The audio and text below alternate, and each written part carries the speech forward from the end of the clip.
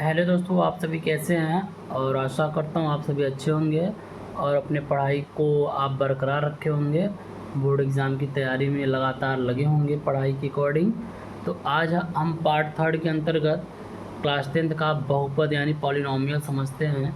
तो पॉलिनॉमियल हमारा बहुपद जो है, इसके बारे में पार्ट थर्ड में जो हम समझेंगे डिग्री क्या होता है, इसके बारे में हम समझते हैं। आइए, तो हमारा पहला जो होता है बहुपद की घात, यानी कि इंग्लिश में इसको बोलते हैं डिग्री ऑफ ए पॉलिनोमियल, मतलब बहुपद की घात।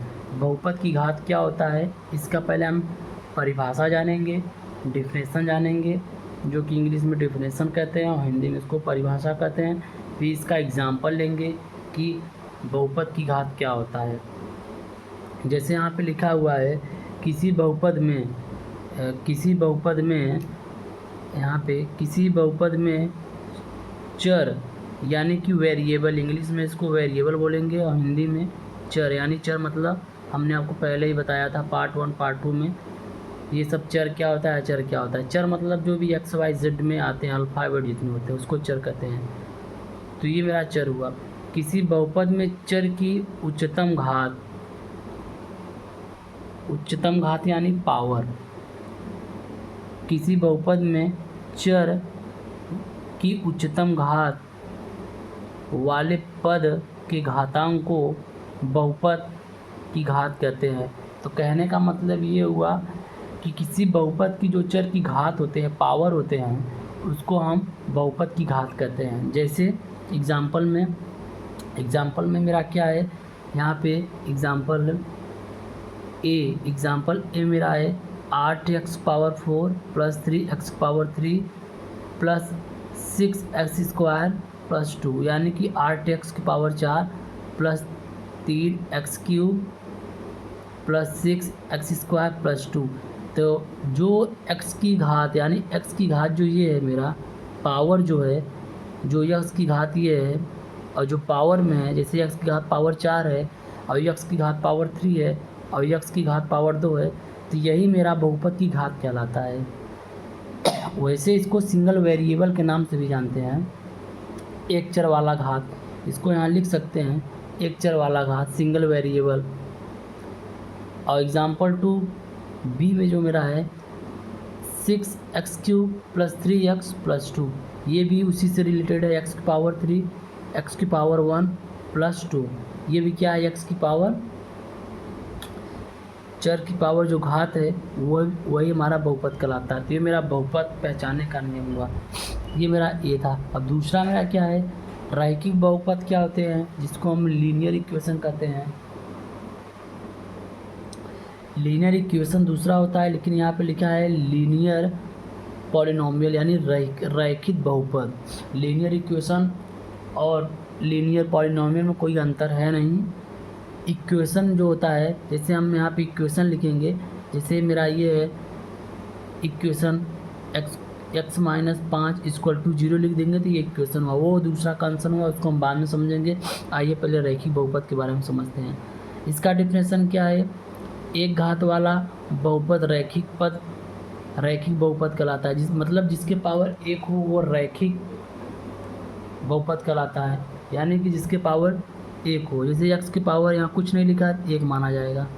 कोई भी रेंडम को मतलब कोई भी, अगर जैसे हमारा x लिखा है, y लिखा है, a लिखा है, अगर इसके पावर कोई पूछेगा तो हम इसके पावर 1 मानेंगे, इसके पावर 1 मानेंगे, इसके पावर 1 मानेंगे, लिखा हो या ना लिखा हो। लेकिन हम चर संख्या में अगर सिंगल लिखा है तो इसके पावर मैं हमेशा 1 ही मानता हूँ। ठीक, ये मेरा रैखिक बहुपद हुआ, जिसे हम लीनियर इक्वेशन कहते हैं। एग्जाम्पल x - 5 ये मेरा हुआ, x + 6 ये मेरा हुआ। यहाँ पे लिखा हुआ है सी नंबर में 5/9 - 8x, ये भी मेरा लीनियर इक्वेशन हुआ। अब मैं थर्ड में आता हूँ, थर्ड को देखता हूँ। तो थर्ड मेरा क्या है, द्विघात बहुपद यानी कि द्विघात बहुपद यानी क्वाड्रिक पॉलिनोमियल, द्विघात बहुपद। तो द्विघात बहुपद क्या होता है, इसका डिफरेंशियल देखेंगे, यहाँ पे हमने लिखा हुआ है दो घात वाला बहुपद द्विघात बहुपद कहलाता है। तो कहने का मतलब यह है जिसके पावर x के पावर y के पावर या अल्फा वेट जितने भी हैं इनके पावर अगर 2 आता है तो वो द्विघात समीकरण वो द्विघात बहुपद कहलाते हैं। द्विघात समीकरण और बहुपद में बहुत डिफरेंट नहीं है। अगर मैं इक्वेशन बोल रहा हूँ, अगर मेरे मुंह से या गलती से निकल जा रहा है इक्वेशन, तो इक्वेशन का मतलब ये है बराबर जीरो। अगर मैं इसके बराबर जीरो लिख दूंगा तो वह द्विघात इक्वेशन कहलाएगा। लेकिन अभी द्विघात इक्वेशन हम आगे पढ़ेंगे क्या होता है, लेकिन पहले हम समझ लेते हैं द्विघात बहुपद क्या होता है।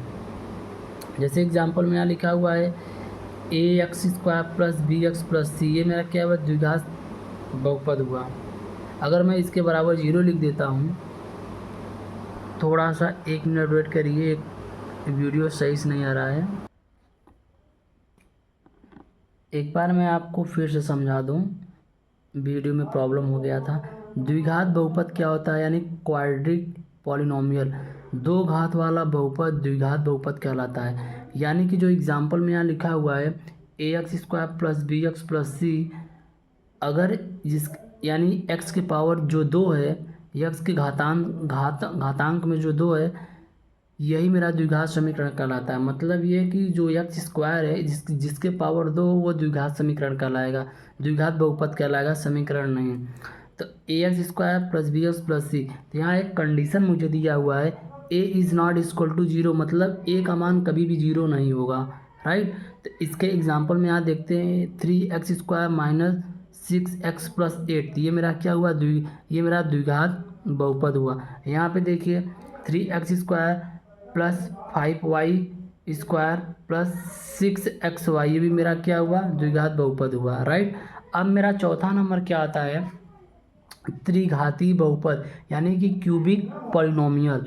क्यूबिक पॉलिनोमियल क्या होता है, 3 घात वाला बहुपद त्रिघाती बहुपद कहलाता है। 3 घात वाला बहुपद त्रिघाती बहुपद कहलाता है। कहने का मतलब ये हुआ जिसके पावर 3 हो, जिसके घात में 3 हो, वो त्रिघाती बहुपद कहलाता है।